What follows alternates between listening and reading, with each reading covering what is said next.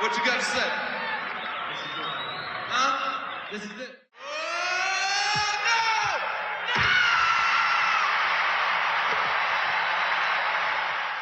Kids, I like, do y'all know anybody that dunked on Michael Jordan before? They say no. I said, Google me.